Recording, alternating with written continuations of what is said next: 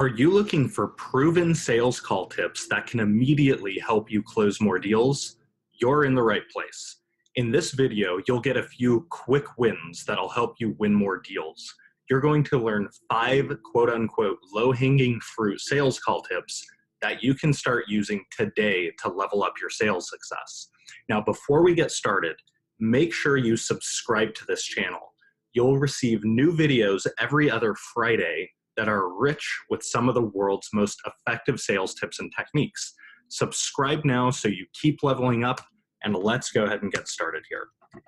So first, let's talk about where these 5 sales call tips came from. And they came from our analysis of over 3 million recorded sales conversations.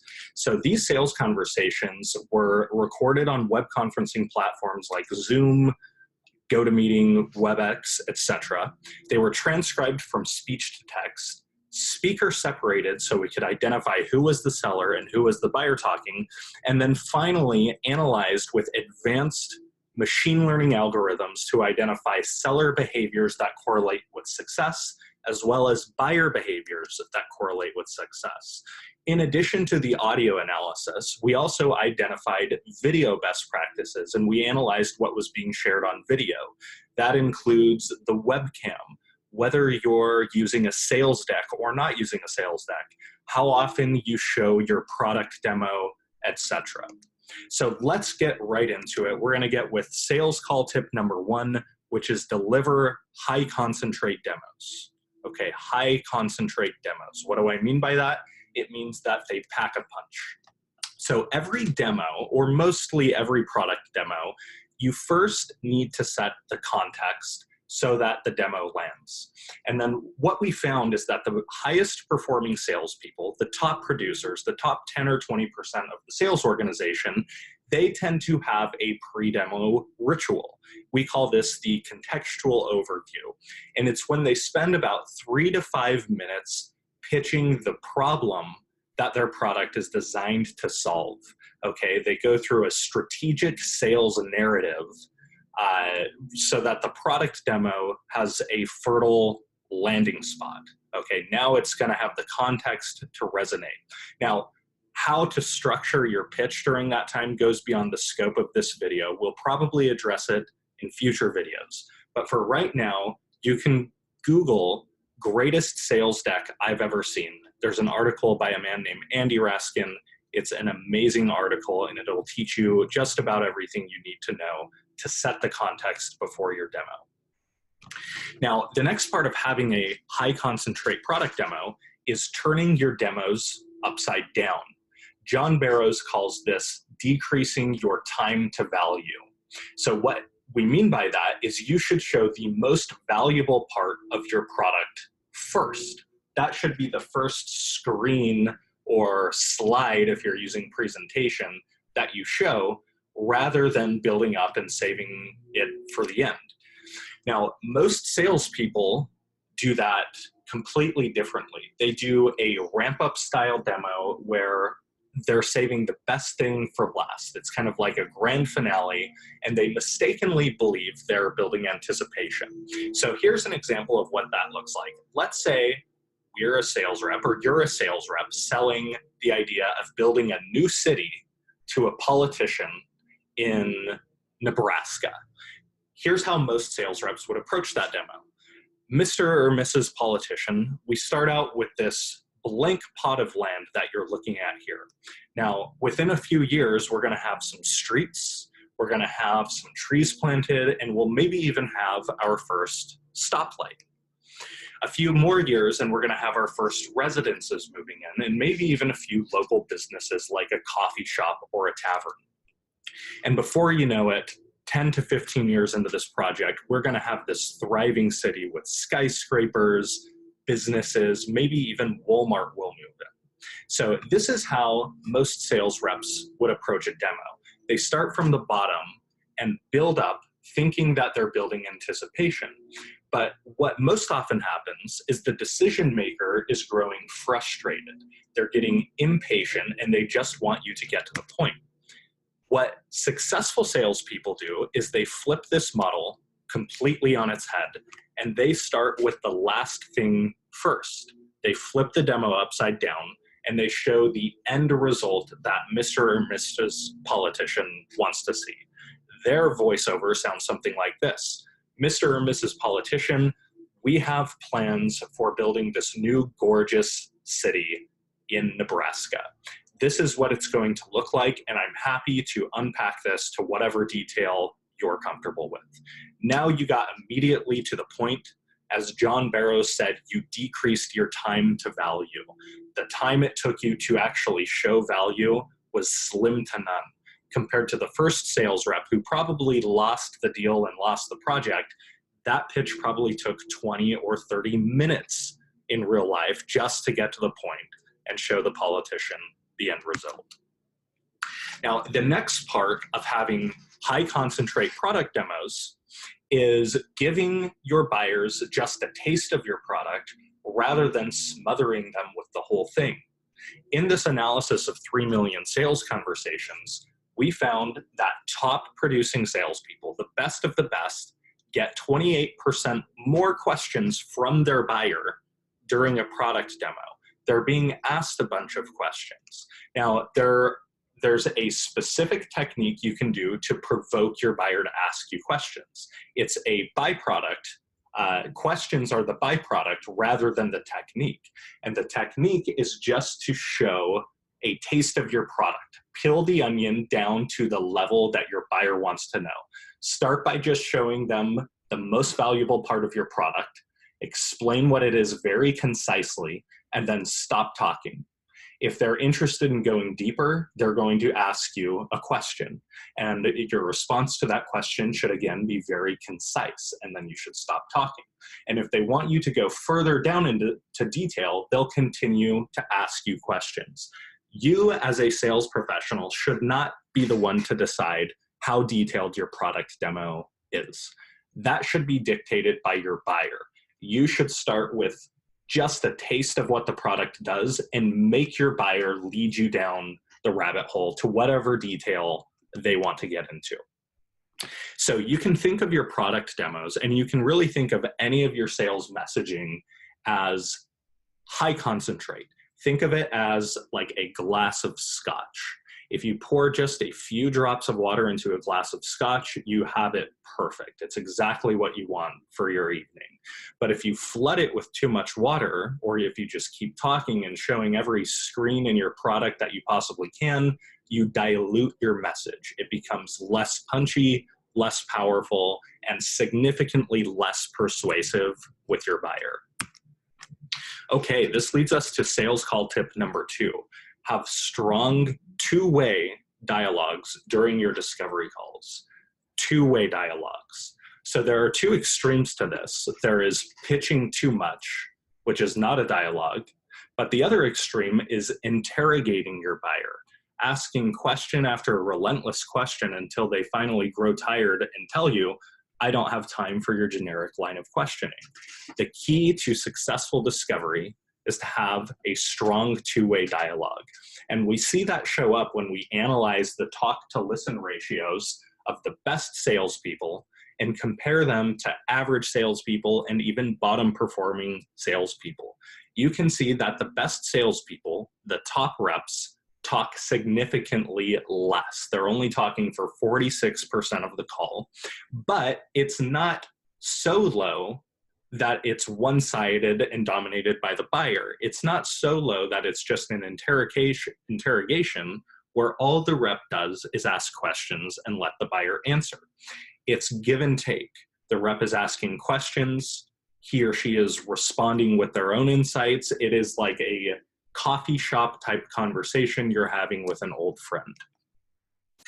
Now, related to this is spreading your questions evenly throughout the call. So let me decipher this chart for you. I will make it really easy so you know exactly what this means. Average reps, which is the reddish chart that you're looking over at the right, front load all of their discovery call questions at the beginning of the call.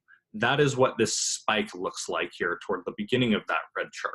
They go through a checklist of questions and then they launch into a pitch. They're not really having a natural conversation. And when you compare that to top performers, which is the yellow chart over here on the left, you could see that their frequency of questions is pretty evenly spread throughout the call. Again, they're asking questions, they're giving, they're taking. It's a balanced, natural conversation rather than an interrogative discovery call where your buyer feels like they're being interrogated.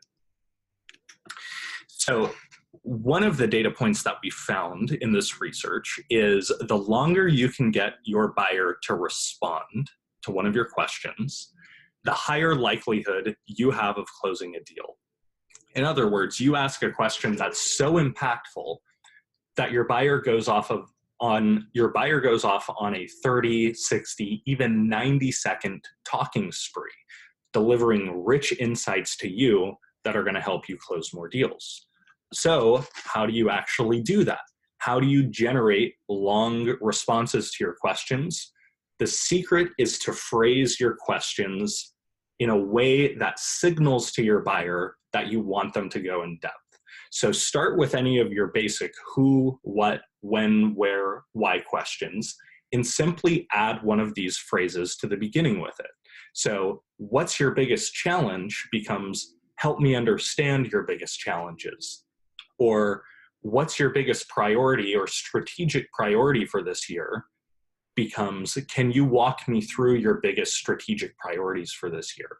This simple phrasing signals to your buyer that you want them to go in depth, and you will be surprised at how long and how in depth and how rich their answers become when you phrase your questions like this.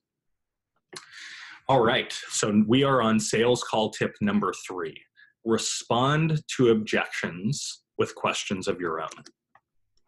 In this analysis of over 3 million sales calls, we found that the best of the best salespeople respond to a customer objection with a question of their own before they answer that objection. They do that 54% of the time that they get objections, compared to average performers who only do it 31% of the time.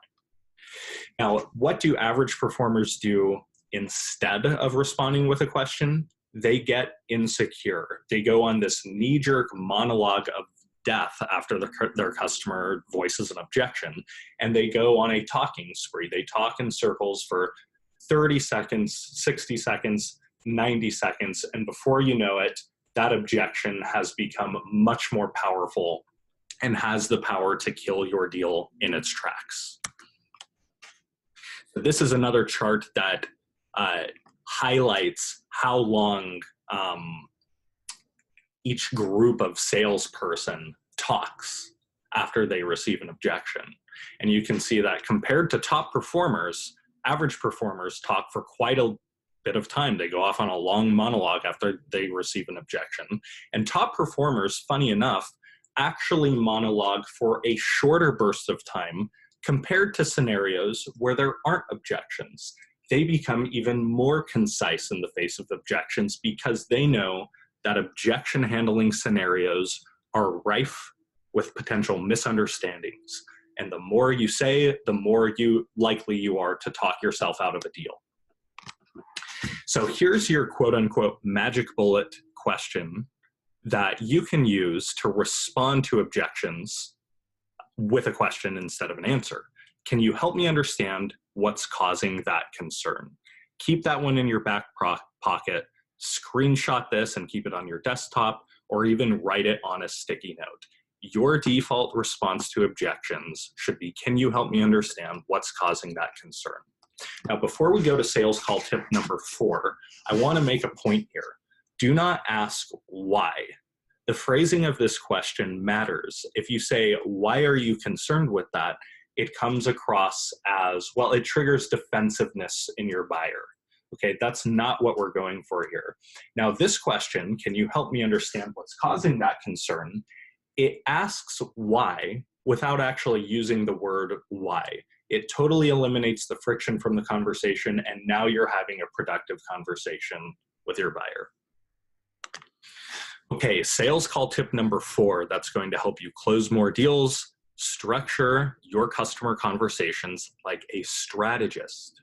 Okay, structure them like a strategist, not a tactician, not somebody winging the call, but plan your moves in advance.